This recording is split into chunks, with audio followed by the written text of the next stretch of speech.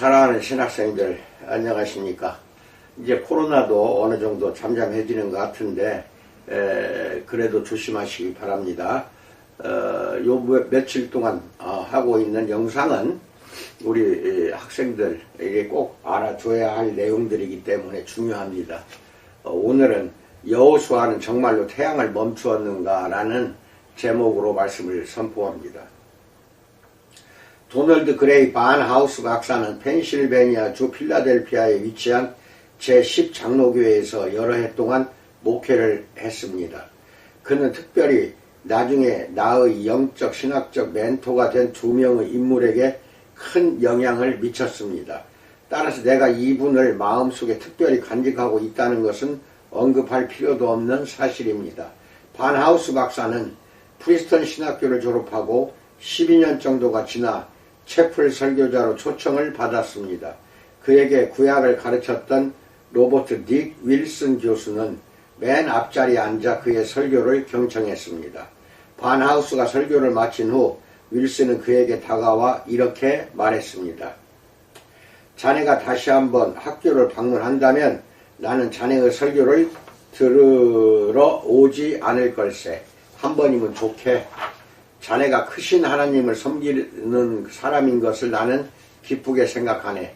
내 제자들이 신학교를 다시 찾아올 때 나는 이들이 크신 하나님을 섬기는 사람인지 아니면 작은 하나님을 섬기는 사람인지를 보기 위해 이곳에 오는데 그것을 통해 이들이 어떠한 사역을 하게 될지를 알게 되지라고 교수는 말하고 있습니다.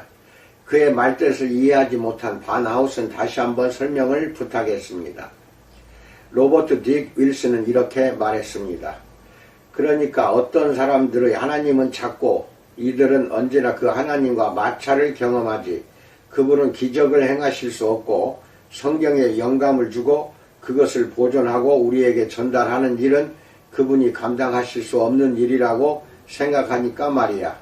이들의 하나님은 작기 때문에 나는 이들을 작은 하나님을 섬기는 사람들이라고 부르네. 하지만 자신의 하나님을 크게 보는 이들도 있다네. 그들은 그분이 말씀하시면 그 일은 이루어진다. 그분이 명령하시면 어떤 것도 방해할 수 없다. 자신을 두려워하는 이들을 위해 자신을 분명하게 드러내시는 방법 역시 알고 계신다라고 생각한다네. 자네의 하나님은 크시고 그분은 자네의 사역을 축복하실 것이네. 자네는 크신 하나님을 섬기는 사람이야 라고 대답했다고 합니다. 당신의 하나님은 얼마나 크십니까? 우주를 창조하시고 그것을 자신의 능력의 말씀으로 지키시며 그것의 방향을 섭리 가운데 다스리시고 자신이 계획한 바로 그 방식대로 모든 것을 완성하실 만큼 그분은 크십니까?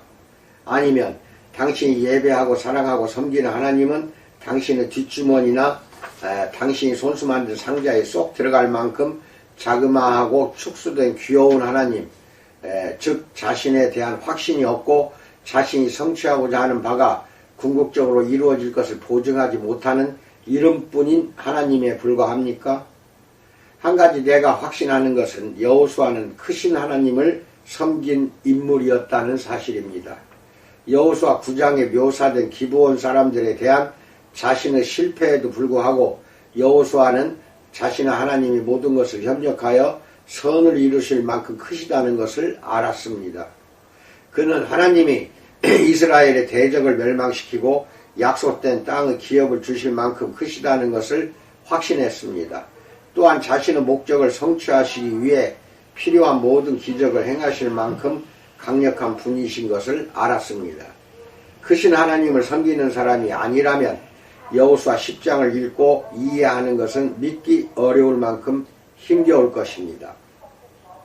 작은 하나님을 섬기는 사람에게 이 장의 사건들은 괴롭고 혼란스러울 것입니다. 애석하게도 10장에서 읽는 사건들이 정말로 일어나긴 했던 일인지 의심하는 지경에 이를 수도 있습니다. 그러나 크신 하나님을 섬기는 사람은 여호수아 10장을 사랑합니다. 이렇게 설명해 봅시다. 독자들은 여호수아 9장에서 이스라엘이 기브온 사람들과 평화의 조약을 맺은 사실을 기억할 것입니다. 기브온 사람들이 여호수아와 다른 지도자들을 속였다고 해도 여호수아가 이들을 보호하고 멸망하지 않겠다고 이들과 합의한 사실은 유효했습니다. 주변 가나안 왕들이 이스라엘과 기브온 사람들 사이의 이러한 조약이 체결된 것을 들었을 때 이들은 이것을 그냥 지나칠 수 없는 위험하고 위협적인 동향으로 이해했습니다. 이들의 해결책은 군사력을 연합하여 기드온에 반하는 총공격을 시작하는 것이었습니다. 이 즈음에서 우리는 잠시 멈춰 어떤 일이 일어났는지 실제로 읽어볼 필요가 있습니다. 그때 여호수아가 아이를 빼앗아 진멸하되 여리고와 그 왕에게 행한 것 같이 아이와 그 왕에게 행한 것과 또 기브온 주민이 이스라엘과 화친하여 그 중에 있다 함을 예루살렘 왕 아도니세덱이 듣고 크게 두려워하였으니 이는 기브온 왕도와 같은 큰 성임이요 아이보다 크고 그 사람들은 다 강함이라. 예루살렘 왕 아도니세덱이 헤브론 왕 호암과 야르뭇 왕 비람과 라기스 왕 야비아와 에글론 왕 드빌에게 보내어 이르되 내게로 올라와 나를 도우라. 우리가 기브온을 치자. 이는 기브온이 여호수아와 이스라엘 자손과 더불어 화친하였음이니라 하매 아모리 족속의 5 왕들 곧 예루살렘 왕과 헤브론 왕과 야르뭇 왕과 라기스 왕과 에글론 왕이 함께 모여 자기들의 모든 군대를 거느리고 올라와 기브온에 대진하고 싸우니라 라고 말합니다. 기브온 사람들이 길갈 진영에 사람을 보내어 여호수아에게 전하되 당신은 종들 돕기를 더디게 하지 마시고 속히 우리에게 올라와 우리를 구하소서. 산지에 거주하는 아모리 사람 왕들이 다 모여 우리를 치나이다 하매 여호수아가 모든 군사와 용사와 더불어 길갈에서 올라가니라. 그때 여호와께서 여호수아에게 이르시되 그들을 두려워하지 말라. 내가 그들을 네 손에 넘겨주었으니 그들 중에서 한 사람도 너를 당할 자 없으리라 하신지라. 여호수아가 길갈에서 밤새도록 올라가 갑자기 그들에게 이르니 여호와께서 그들을 이스라엘 앞에서 패하게 하심으로 여호수아가 그들을 기브온에서 크게 살육하고 벳호론에 올라가는 비탈에서 추격하여 아세가와 막게다까지 이르니라. 그들이 이스라엘 앞에서 도망하여 벳호론 비탈에서 내려갈 때에 여호와께서 하늘에서 큰 우박덩이를 아세가에 이르기까지 내리시며 그들이 죽었으니 이스라엘 자손을 칼에 죽은 자보다 우박에 죽은 자가 더 많았더라. 여호와께서 아모리 사람을 이스라엘 자손에게 넘겨주시던 날에 여호수아가 여호와께 아뢰어 이스라엘의 목전에 있어 이르되 태양아 너는 기브온 위에 머무르라. 달아 너도 아얄론 골짜기에서 그리할지어다 하매 태양이 머물고 달이 멈추기를 백성이 그 대적에게 원수를 갚기까지 하였느니라. 야사르 책에 태양이 중천에 머물러서 거의 종일토록 속히 내려가지 아니하였다고 기록되지 아니하였느냐. 여호와께서 사람의 목소리를 들으신 이러한 날은 전에도 없었고 후에도 없었나니 이는 여호와께서 이스라엘을 위하여 싸우셨음이니라. 여호수아가 온 이스라엘과 더불어 길갈 진영으로 돌아왔더라. 여호수아서 10장 1절로 15절 말씀입니다. 기브온 사람들이 도움을 청하기 위해 여호수아를 찾아와 호소했던 내용을 다시 한번 살펴보십시오. 6절에 다음과 같은 내용이 있습니다. 기브온 사람들이 길갈 진영에 사람을 보내어 여호수아에게 전하되 당신의 종들 돕기를 더디게 하지 마시고 속히 우리에게 올라와 우리를 구하소서. 산지에 거주하는 아모리 사람의 왕들이 다 모여 우리를 치나이다 하매 이렇게 말합니다. 도움을 구하는 이들의 울부짖음을 무시하는 것은 여호수아에게 쉽고 심지어 이해할 수 있는 일이었습니다. 추측하건대 이들의 호소를 무시하고 싶은 유혹이 상당했을 것입니다. 어쨌든 기브온 사람들 때문에 여호수아와 이스라엘의 모든 지도자가 웃음거리가 되지 않았던가 생각하십시오. 여호수아는 사람들 앞에서 창피를 당했습니다. 지도자로서의 그의 신뢰도는 훼손되었습니다. 덜 명예롭고 더 교만한 사람이었다면 기브온 사람들의 공격을 즐거워했을 것이고 그들을 당하도록 내버려 두었을 것입니다. 하지만 여호수아는 약속했습니다. 기브온 사람들과 맹세를 한 것입니다. 9장 15절을 보세요. 그는 자신에게 기브온 사람들에게 대한 도덕적 의무가 있음을 정확히 알았습니다. 어쨌든 이들은 이스라엘의 종이었고 이들이 위협받고 있는 지금 이들을 보호하는 것은 지극히 옳은 일이었습니다. 시편 15편에 등장한 한 가지 원칙이 이곳에서 묘사되고 있습니다. 4절에 따르면 온전한 사람은 그의 마음에 서운한 것을 해로울지라도 변하지 아니한다 라고 나옵니다. 영어 성경 NIV는 그것 때문에 해를 입을지라도 자신의 맹세를 지킨다라고 번역하고 있습니다. 다른 말로 하면 명예가 지갑보다 중요하다는 것입니다. 무엇을 약속했을 때 자신의 명예에 어떤 일이 생기거나 자신의 삶이 얼마나 불편해지든지 간에 그는 자신의 약속을 지킨다는 것입니다. 이런 사람에게 진실성은 가격을 매길 수 없는 것입니다.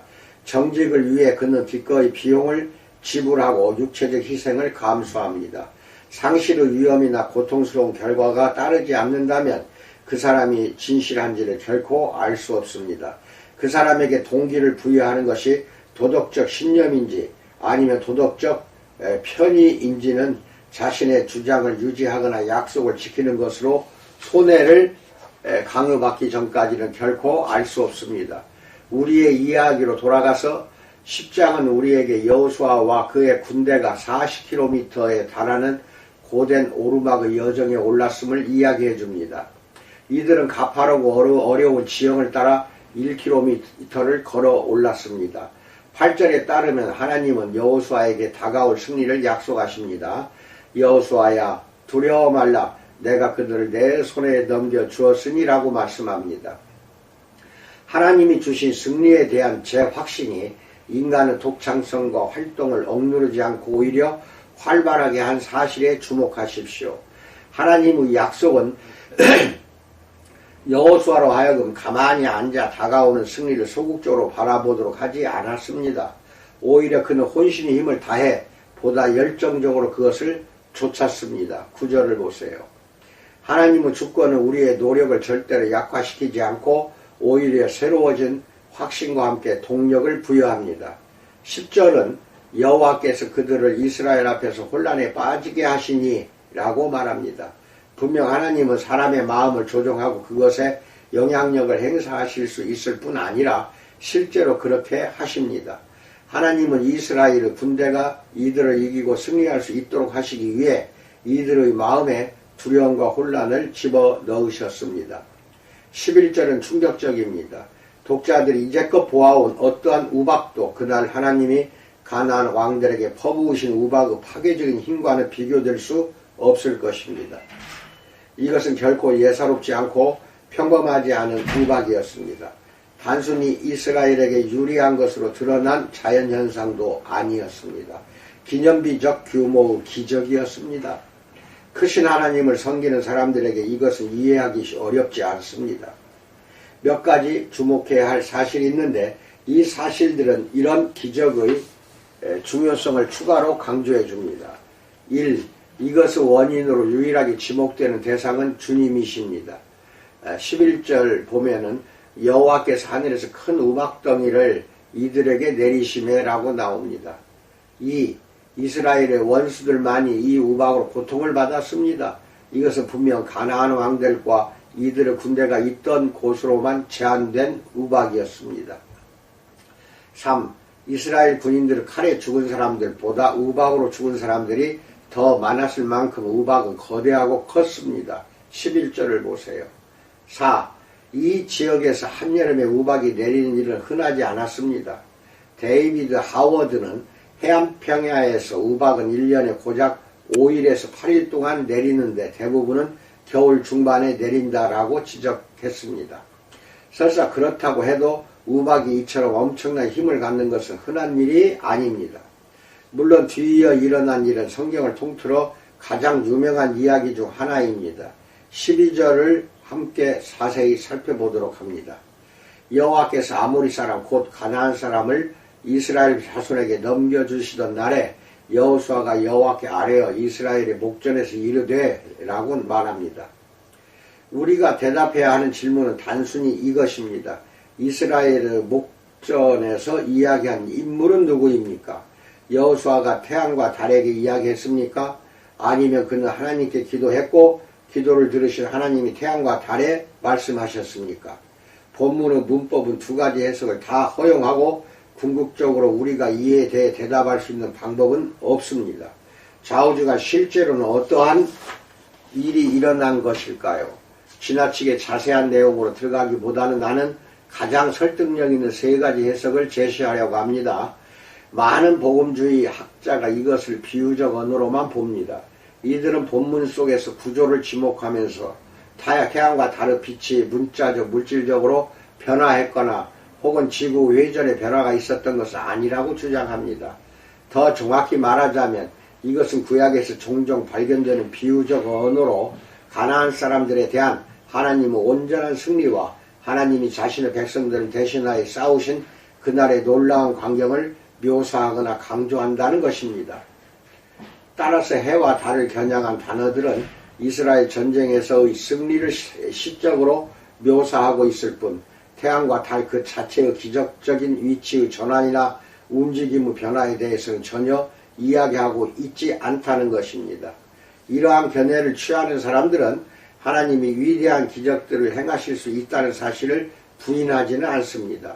다만 그들은 여기서 태양과 달이 마치 하나님의 능력으로 경외감과 놀라움에 휩싸여 하늘에 멈춰선 사람들인 양 이들을 의인화하여 묘사하는 하박국서 3장 11절의 또 다른 예를 찾을 뿐입니다. 시편 96편 12절, 98편 8절, 그리고 이사야서 55장 12절도 읽어보세요. 이 경험에는 장점이 있으나 설득될 만큼은 아닙니다.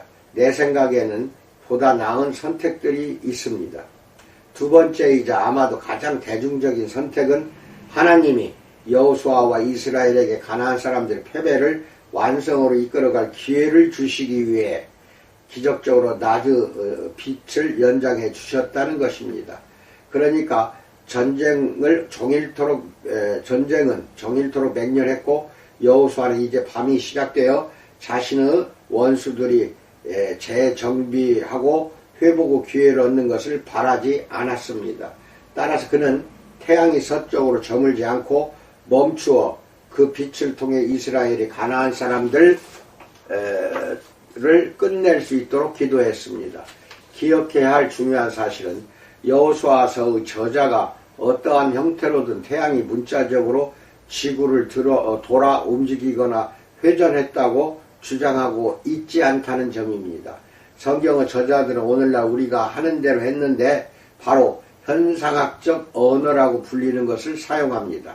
즉 어떤 사건을 묘사할 때 육안에 보이는 대로 했을 뿐 그것이 실제 일어난 대로 묘사하지는 않았다는 것이 중요합니다. 이것은 우리에게도 항상 있는 일입니다. 오늘 밤 텔레비전에서 기상캐스터는 다음과 같이 이야기할 것입니다. 오늘 저녁 일몰은 8시 13분, 내일 아침 일출은 6시 42분이 되겠습니다. 라고 캐스터가 말합니다. 우리가 모두 아는 대로 태양은 지거나 뜨지 않지만 분명히 그런 것처럼 보입니다. 따라서 여호수아가 태양이 머물고 달이 멈추었다고 이야기한 것은 잘못이 아닙니다. 우리가 잘못으로 인정할 수 있는 유일한 경우는 성경이 어떤 일들이 그렇게 보였다고 가르치지만 실상은 그렇지 않은 경우나 성경이 어떤 일들이 실제로 그렇다고 가르치지만 실상은 전혀 그렇지 않은 경우입니다. 하지만 성경이 어떤 사건이 실제로는 그렇지 않은데 특정한 방식, 그러니까 맨눈으로 그리고 인간의 관점에서 볼 때 특정한 방식으로 비친다고 이야기하는 것은 잘못이 아닙니다. 이 두 번째 견해가 옳다면 하나님은 어떻게 이것을 행하셨는가요? 많은 사람이 하나님이 기적적으로 지구 회전을 멈추셨거나 그 속도를 늦추셨다고 주장합니다. 크신 하나님을 섬기는 이들에게 이것은 전혀 문제가 되지 않기에 작은 하나님을 섬기는 이들을 위한 설명을 덧붙여 보고 싶습니다. 나는 단지 바울이 골로새서 1장 16절로 17절에서 우리 주 예수 그리스도에 대해 이야기한 내용을 상기시키고 싶습니다. 그곳에서 바울은 다음과 같이 선언했습니다. 만물이 그에게서 창조되되 하늘과 땅에서 보이는 것들과 보이지 않는 것들과 혹은 왕권들이나 주권들이나 통치자들이나 권세들이나 만물이 다 그로 말미암고 그를 위하여 창조되었고 또한 그가 만물보다 먼저 계시고 만물이 그 안에 함께 섰느니라 라고 말씀합니다. 어떤 번역은 끝맺는 구절을 만물이 그 안에서 응집한다 혹은 만물이 그 안에서 존속한다로 소개합니다. 핵심은 우주가 어떤 일관성이나 통일성을 보이는지 그것이 성자가 지속적으로 행사하는 신적 능력에 기인한다는 것입니다. 특별하신 그리스도는 만물을 지속하고 유지하십니다. 예수 그리스도는 존속하게 하고 지지하는 능력이며 그가 계획하고 만든 만물은 그에 의해 계속해서 존재합니다. 그는 자신이 창조한 것을 고작 내버려 두려고 창조하지 않으십니다. 그것이 시작된 순간부터 이제까지 그리고 자신이 원하는 동안 예수는 만물을 지탱하고 인도하여 하며 만물이 그 안에서 그리고 그를 위하여 적절한 완성에 도달할 수 있도록 섭리하십니다. 예수는 응집하게 하는 능력으로 만물을 온전하게 유지하십니다. 경건하게 말하자면 그는 모든 것이 제자리를 지키도록 하는 신적 접착제입니다. 이 세상이 혼돈이 아니라 질서 정연한 우주인 것은 부활하신 예수로부터 나오는 지속적인 신적 능력 때문입니다. 존재하는 것들이 존재하는 까닭은 이들의 내재적 능력이 있지 않습니다. 자동차와 의자, 야구공과 버터, 그리고 바로 모든 것이 그들의 현재 형태로 존재하고 유지되는 것은 예수가 내뿜는 지속적인 에너지를 통해서입니다. 어느 순간 어떤 이유로 어떤 것에 대해 그분의 섭리적이고 보존하는 고삐가 늦추어질 때 그것은 산산조각이 날 것입니다. 무의 진공 상태로 증발하고 그 자취를 감출 것입니다. 모든 심장의 박동, 눈꺼풀의 흔들림, 풀잎으로 바스락거림, 그리고 우리의 모든 호흡을 유지하는 분은 성자이십니다. 사도행전 17장 28절에서 바울이 이야기한 대로 우리는 진정 그를 힘입어 살며 기둥하며 존재한다라고 말합니다. 매일 아침잠에서 깰 때 우리는 얼어 죽지 않는 것을 자신해도 좋은데 우리가 너무나도 당연하게 생각하는 태양의 내부로부터 매초 10의 39제곱에 달하는 핵 융합 반응이 일어나기 때문입니다. 태양의 심장부에서는 4억 톤이 넘는 수소가 매초 헬륨으로 전환되고 있습니다. 그리고 이것은 엄청난 수에 달하는 항성들 중 하나에 불과합니다. 이 항성들은 모두 화학반응과 핵반응이 지속적으로 일어나는 불구덩이로서 하나님의 우편에 앉아 계신 예수의 능력과 그의 지속시키는 에너지가 만들어낸 결과물입니다. 따라서 무로부터 물리적 물질의 모든 입자가 존재하도록 하셨을 뿐 아니라 그것을 지속적으로 존속시키시는 하나님께 이러한 규모의 기적은 아무런 문제가 되지 않았을 것입니다. 나는 크신 하나님을 섬기는 사람이기에 이것은 나에게 전혀 문제가 되지 않습니다. 성 아우구스티누스, 마르틴 루터, 장 칼뱅 모두 이러한 견해를 받아들였습니다. 그렇다고 해서 이것이 실제 일어난 일이었다고 내가 전적으로 설득된 것은 아닙니다. 여기에는 두 가지 이유가 있습니다. 먼저 하나님이 전 지구를 수반하는 세계적 기적을 행하신 이유가 다만 기브온이라는 지역에서 빛을 몇 시간 연장하시기 위해서였다는 사실이 내게는 그럴듯하게 들리지 않습니다. 두 번째로 이것은 이러한 종류의 기적이 일어난 유일한 예가 아닙니다. 열왕기하 20장 1절로 11절에서 히스기야는 병들어 죽게 되었습니다.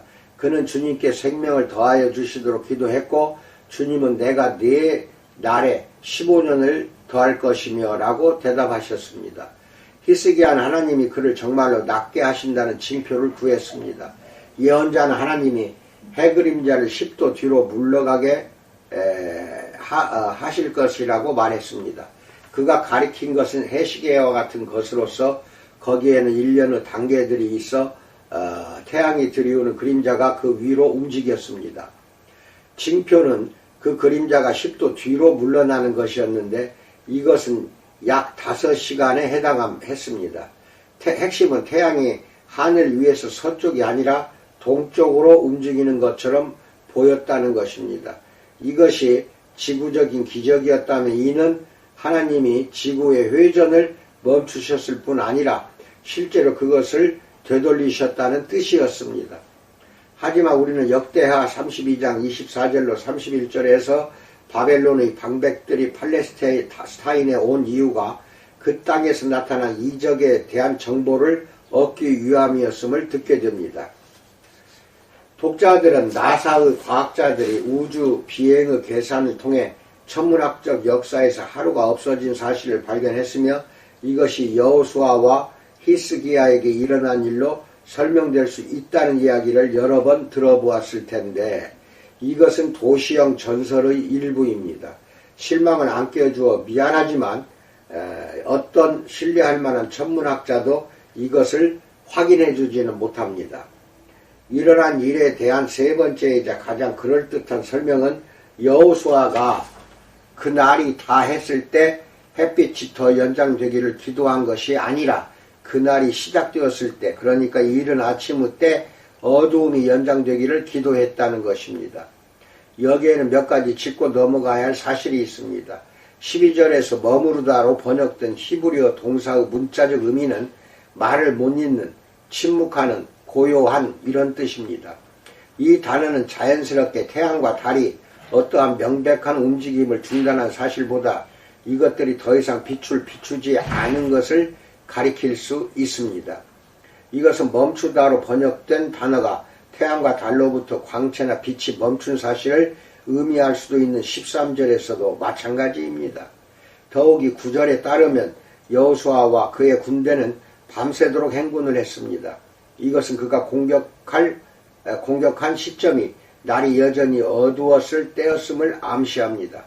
따라서 전쟁은 늦은 아침 시간이나 새벽 직전에 이루어졌을 것이고 여호수아가 기도한 내용은 하나님이 떠오르는 태양과 달의 빛을 막아주셔서 어두움을 연장시켜 주심으로써 그가 시작하려고 하는 기습을 도와주시는 것이었습니다. 12절을 다시 한번 보십시오. 태양아 너는 기브온 위에 머무르라. 달이 너도 아얄론 골짜기에서 그리 할지어다 하매 아얄론은 기브온에서 서쪽으로 16km 떨어진 곳이었습니다. 그러니까 태양은 기브온 위 동쪽에 있었고 달은 아얄론 위 서쪽에 있었다는 말인데 그렇다면 시간은 이른 아침이 되어야 합니다. 이것이 사실이라면 일어난 사건은 그날이 저물어 갈 때 태양빛이 연장된 것이 아니라 그날이 시작되었을 때 어둠이 연장된 것이 됩니다. 마지막으로 태양이 거의 종일토록 속히 내려가지 아니하였다고 이야기하는 13절은 어떠합니까? 학자들은 이것이 여느 평범한 날처럼으로도 번역될 수 있음을 지적합니다.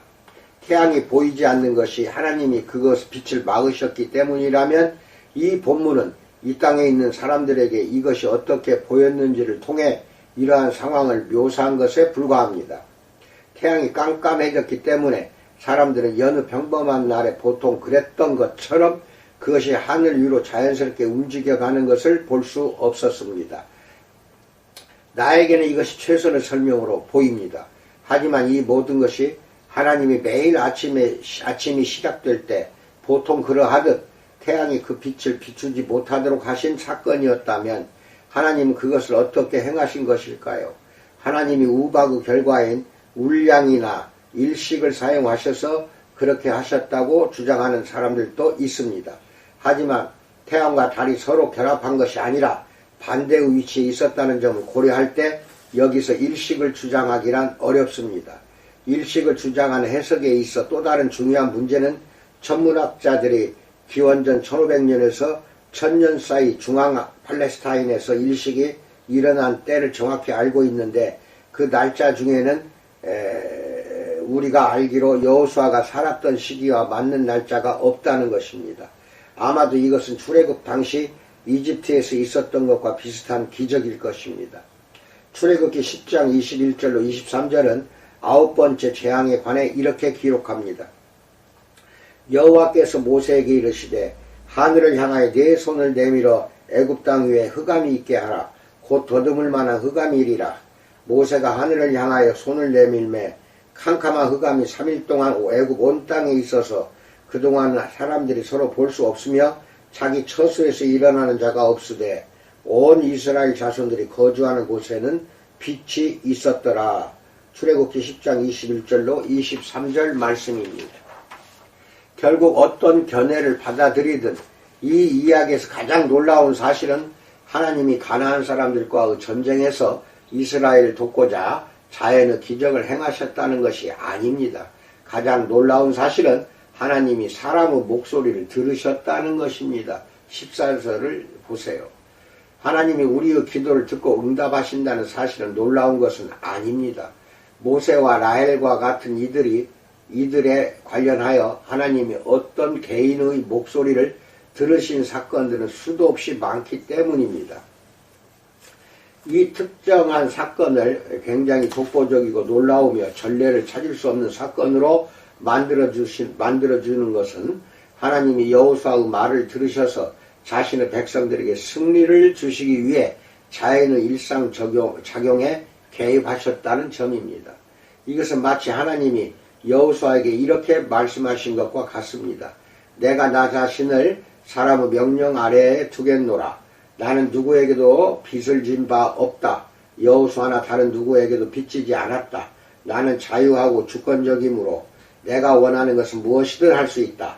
하지만 지금 나를 가장 기쁘게 하는 것은 여호수아가 나에게 구하는 것이 무엇이든 내가 그것을 행하는 것이다 라고 말합니다. 성경의 역사에서 이때까지 어떤 일도 이 사건에 비견될 만한 사건은 없었지만 나중에 이것과 동일하게 간주된 또 다른 사건이 일어납니다. 물론 내가 이야기하는 것은 하나님이 엘리야의 기도에 응답하신 사건입니다. 열왕기상 17장에서 18장에 일어난 일을 야고보가 어떻게 묘사하는지 보십시오. 엘리야는 우리와 성정이 같은 사람이로되 그가 비가 오지 않기를 간절히 기도한 즉 3년 6개월 동안 땅에 비가 오지 아니하고 다시 기도하니 하늘이 비를 주고 땅이 열매를 맺었느니라. 야고보서 5장 17절로 18절을 읽으세요. 은사 중지론자들은 성경의 기적들이 역사의 주된 3시간, 즉 모세와 여호수아의 때, 엘리야와 엘리사의 때, 그리고 그리스도와 사도들의 때에만 집중되어 일어났다고 주장해 왔습니다. 이런 논쟁의 핵심은 예를 들어 엘리야와 엘리사가 특별하고 비범하며 독특한 사람들이어서 우리가 기도할 때의 모범이 될 수 없다는 것입니다. 하지만 야고보는 정확히 반대로 이야기합니다.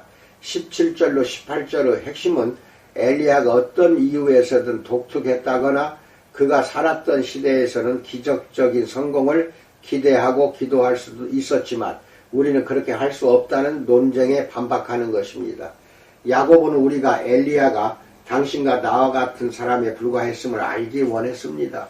그는 우리와 다름없이 연약함과 두려움과 의심과 실패를 가진 사람이었습니다. 다시 말해 야고보는 이렇게 말하고 있는 것입니다.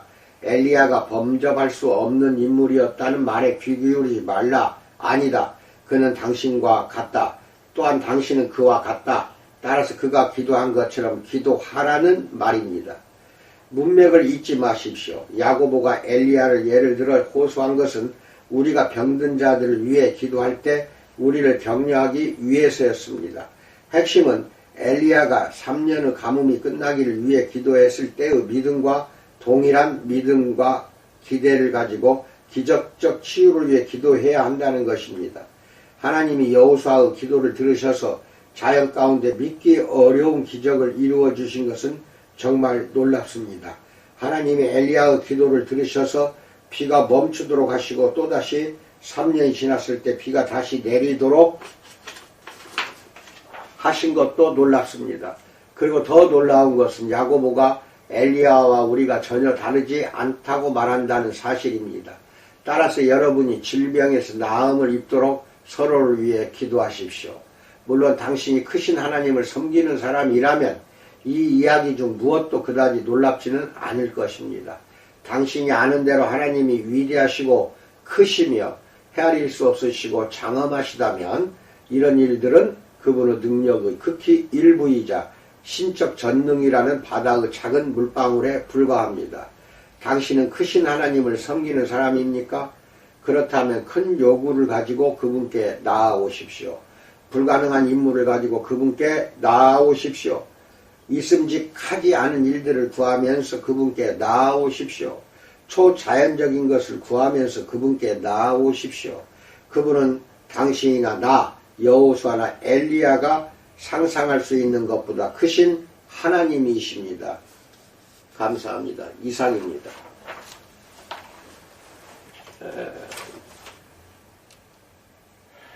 여호수아서에서 나오는 정말로 태양을 멈추었다. 언제 멈추었는가가 중요합니다. 성경을 잘 분석해서 읽고 크신 하나님이시기 때문에 하나님은 우리의 기도에 반드시 응답해서 우리가 상상도 못할 기적을 만들어낸다는 것도 믿기 바랍니다. 오늘 하루도 우리 주님의 크신 능력 속에서 평안히 잘 지내시기 바랍니다. 감사합니다.